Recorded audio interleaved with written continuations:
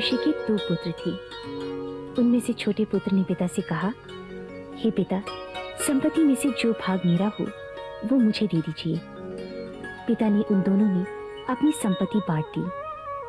बहुत दिन ना बीते थे कि छोटा पुत्र सब कुछ इकट्ठा करके दूर देश को चला गया।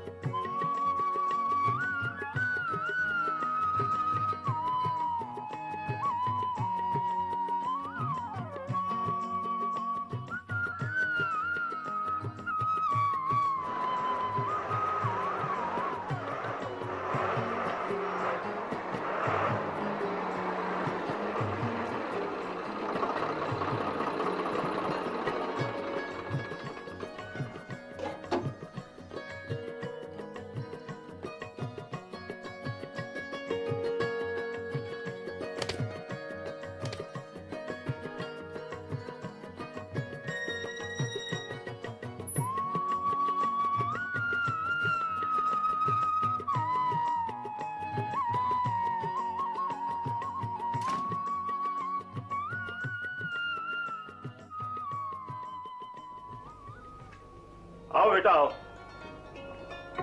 सब काम हो गया ना? आज बड़ी देर कर दी। जी पिताजी, काम ही देर का था। और वैसे भी पिताजी, उस बंजर जमीन को मुझे अपने खून और पसीने से सींचना है, तभी तो वो मिट्टी सोना उगलेगी। बेटे, मिट्टी के साथ तो मिट्टी होना ही पड़ता है, तब कहीं कुदरत जाकर हमें फसल के रूप में फल देती है। तुम बहुत थके हुए लग रहे हो बेटा, जाओ हाथ मुंह धो लो और फिर खाना खाओ। जी पिताजी, मैं अभी हाथ मुंह धोकर आया। जाओ। सुनो जी, वो छोटा कहाँ है? सुबह से नजर ही नहीं आया। तुम्हारे साथ काम पे भी नहीं गया वो? लीजिए पिताजी, जिसे आप याद कर रहे थे वो हाजिर। लो, शैतान का नाम लो और शैतान हाजिर।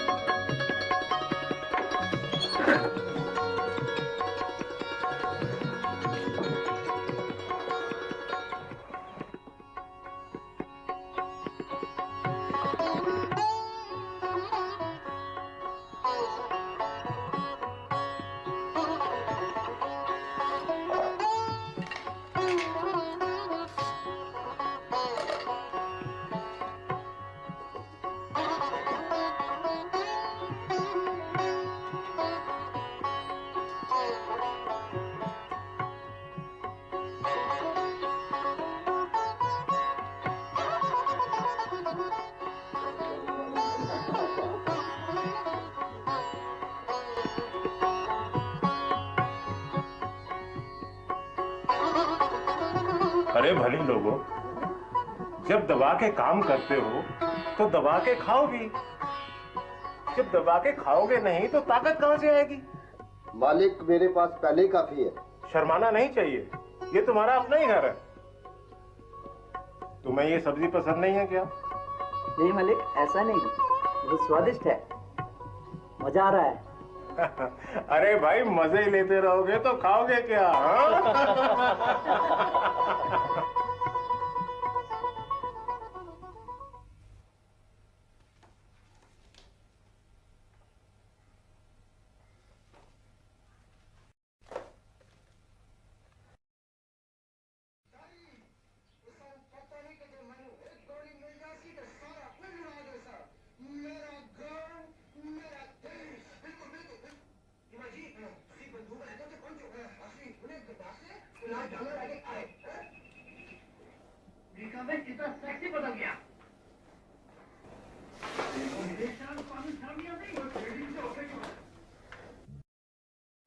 बेटे तुम क्यों हर वक्त अपना कीमती वक्त बर्बाद करते रहते हो? नहीं पिताजी, मैंने बस अभी अभी टीवी लगाया था, पढ़ ही रहा था। थोड़ा थक गया तो सोचा मनोरंजन हो जाए। अच्छा पढ़ रहे थे? देखे तो क्या पढ़ रहे थे? अच्छा तो ये पढ़ रहे थे तुम। देखो बेटा, हर चीज का एक समय होता है। खेलने के वक्त खेलो, पढ़ने के वक्त पढ़ो। परमेश्वर सब देखता है। तुम हमें तो धोखा दे सकते हो, लेकिन उस परमेश्वर को धोखा नहीं दे सकते। और तुम जितनी मेहनत करोगे ना बेटा, तुम्हें उतना ही अच्छा फल मिलेगा। और मैं कई दिन से देख रहा हूं कि तुम पढ़ाई की तरफ बिल्कुल ध्यान नहीं दे रहे, और ना ही तुम बड़े भाई का हाथ पटाते हो, और नहीं तो कम से कम नौकरों के ऊपर ही निगरानी रखा करो। लेकिन तुमसे तो ये उम्मीद करना भी बेकार है। आप हर समय इसके पीछे क्यों पड़े रहते हैं? अभी ये छोटा है, जब बड़ा हो जाएगा तो अपने आप समझ जाएगा। इस तरह सारा दिन डांट डपट करना अच्छा नहीं है। देखो माँ, अगर पिताजी मुझे इसी तरह डांटते रहेंगे ना तो मैं इस घर में रहने वाला नहीं हूँ। मतलब साफ है, मुझे घर छोड़ने के लिए मजबूर होना पड़ेगा। मैं अपनी मर्जी से जीना चाहता हूँ। मुझे संपत्ति में से मेरा हिस्सा दे दीजिए। ना रहेगा बांस, ना बजेगी बांसुरी। बेटे, अपने पिता से इस तरह से बात करते हैं? अपनी हद में रहना सीखो। आखिर हम तुम्हारे माँ बाप हैं। तुम्हारा भला बुरा सोचना हमारा फर्ज है। तुम्हारी माँ बिल्कुल ठीक कहती है। बड़ों के साथ इस तरह से बात की जाती है, और परमेश्वर की नजर में तो ये बहुत बुरा कर्म है। मुझे समझ नहीं आ रहा कि आप लोग क्या कह रहे हैं। मुझे संपत्ति में से मुझे मेरा हिस्सा दे दीजिए। ये तुम क्या कह रहे हो बेटे? मैं जो कुछ कह रहा हूं ठीक कह रहा हूं। नहीं बेटा, मैंने जो कह दिया सो कह दिया, बस मुझे मेरा हिस्सा दे दीजिए। क्या ये तुम्हारा आखिरी फैसला है? हाँ। तुम समझते क्यों नहीं बेटे? हमारा सब कुछ तुम्हारा ही तो है। मुझे सब कुछ नहीं, मुझे बस अपना हिस्सा चाहिए, अपना हिस्सा।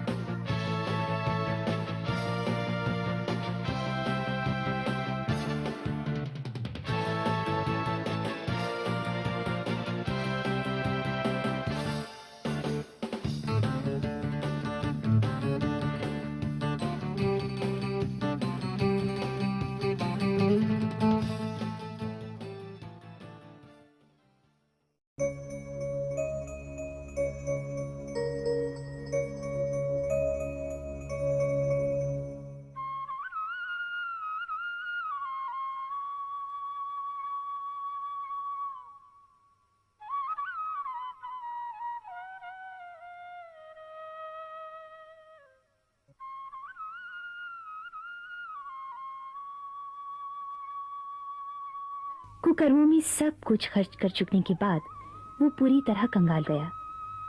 अचानक उस देश में अकाल पड़ा तो वो भूख से मरने लगा और काम की तलाश में इधर उधर भटकने लगा।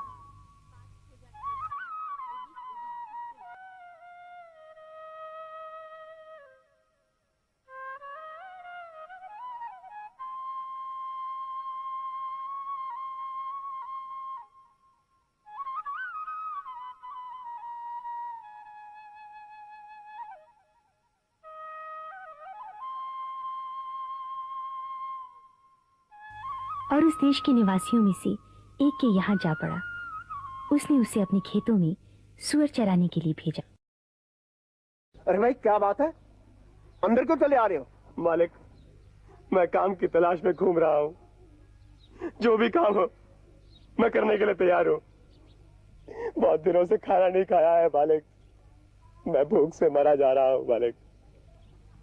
मुझे काम जरूर दे दीजिए मालिक, मुझ पर दया कीजिए मालिक। मैं आपका आभारी रहूंगा मालिक, आपका आभारी रहूंगा। वो तो ठीक है, लेकिन तुम्हारे लिए मेरे पास कोई काम नहीं। हाँ, अगर तुम चाहो तो मेरे सुअर के बाड़ों में काम कर सकते हो। ठीक है मालिक, मैं काम करने को तैयार हूँ। और सुनो, इस काम के बदले में मुझसे किसी चीज की उम्मीद मत रखना। और अगर तुम रात को सोना चाहो तो सुअर के बाड़े में ही सो जाया करना। और भोजन मालिक? और जो सुअर खाएंगे वो तुम भी खा लिया करना। अच्छा मालिक। ठीक है, तो आज से ही काम पे लग जाओ। जी मालिक।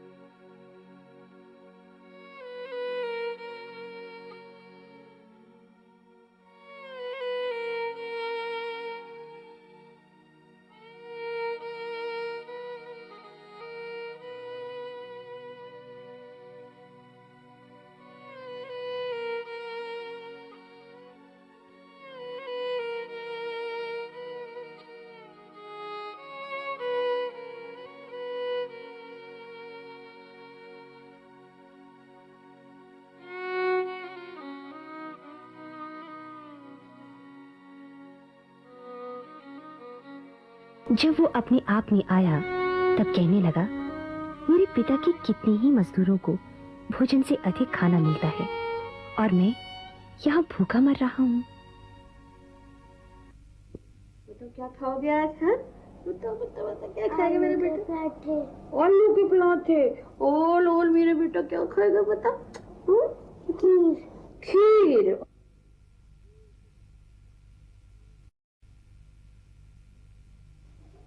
परमेश्वर सब देखता है।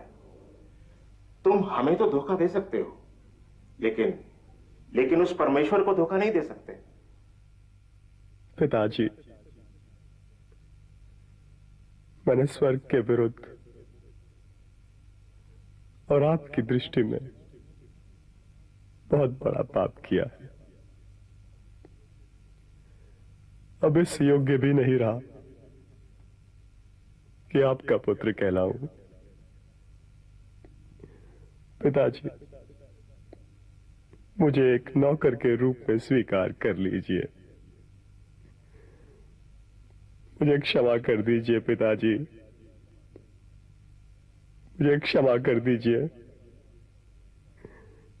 मैं आपका गुनहगार हूं, मुझे बख्श दीजिए पिताजी।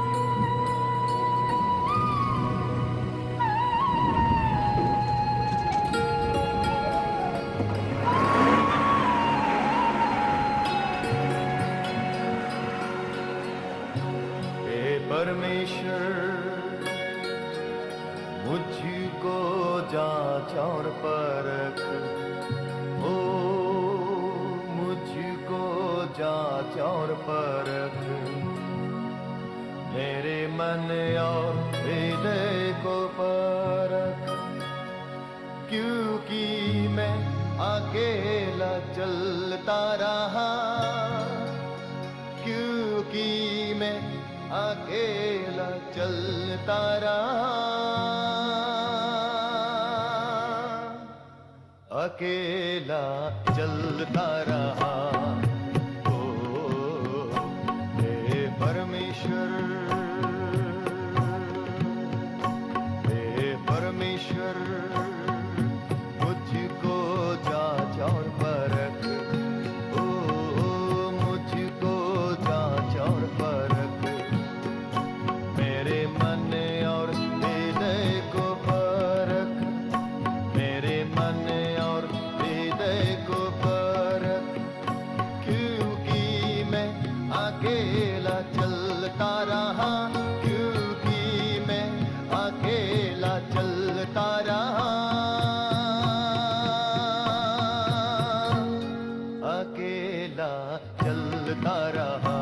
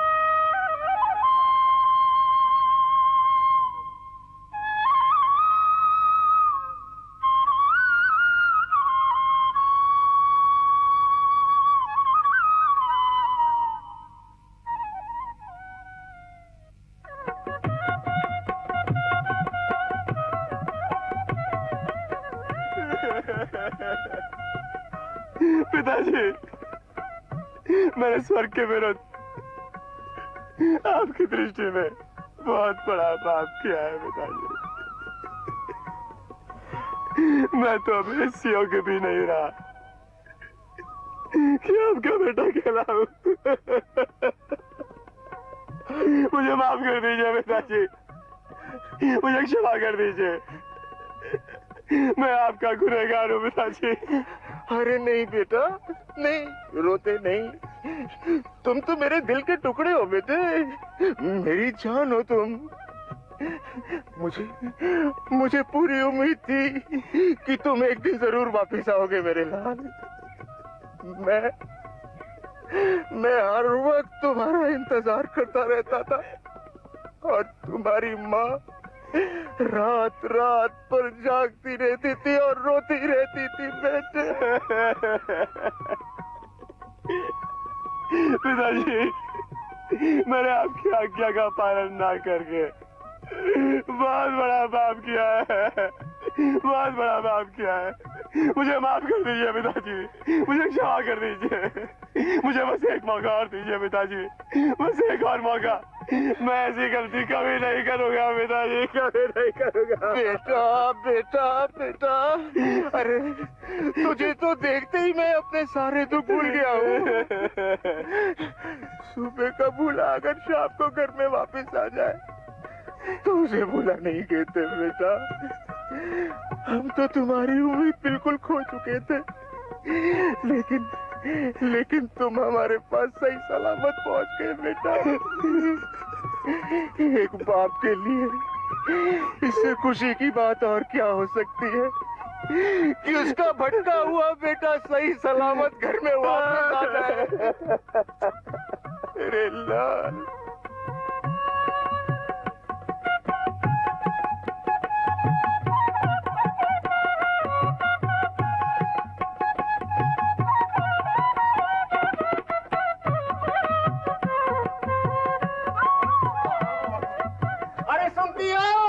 अरे बाहर आके देखो कौन है। तेरा बेटा। कहाँ चला गया था बेटा, चला गया। मुझे माफ कर दो माँ। तूने अपनी क्या हालत बना रखी है। मुझे माफ कर दे माँ।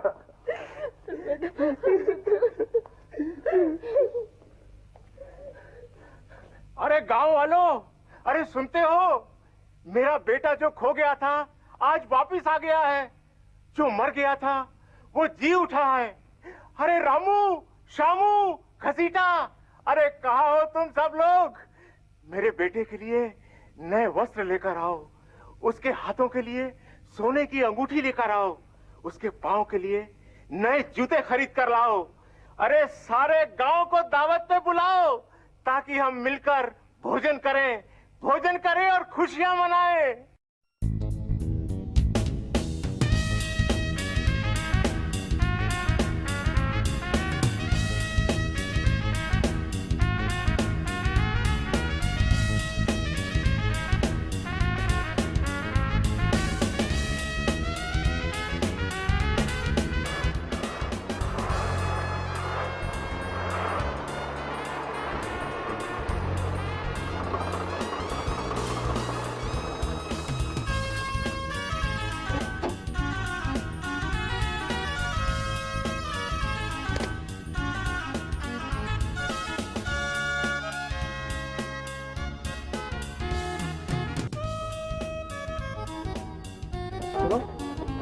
भाई ये बैंड वाला किस खुशी में बज रहा है?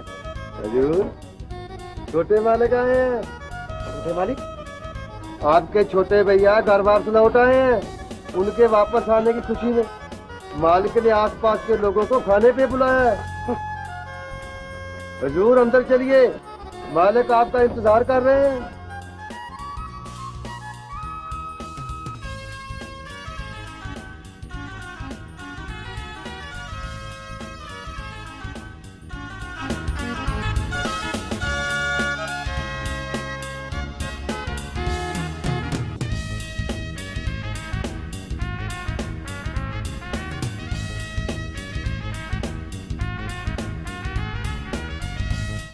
अरे बेटा, तुम यहाँ क्यों खड़े हो?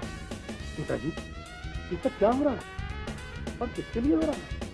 बेटा, तुम्हारा छोटा भाई घर वापिस लौटा है ना, इसलिए। तो इसमें इतनी खुशी की क्या बात है? क्यों?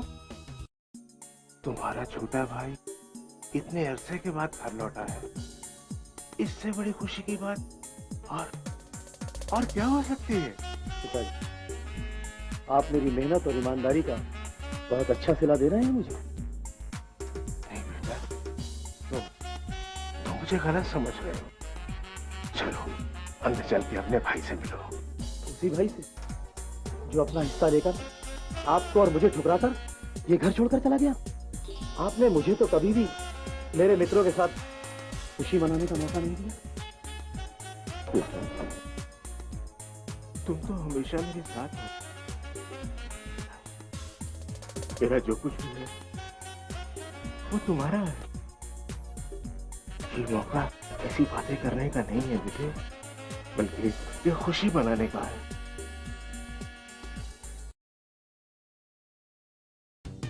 बेटे,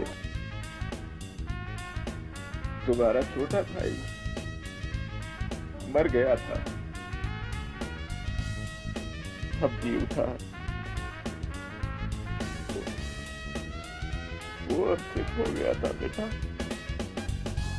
हाथ मिला। आओ।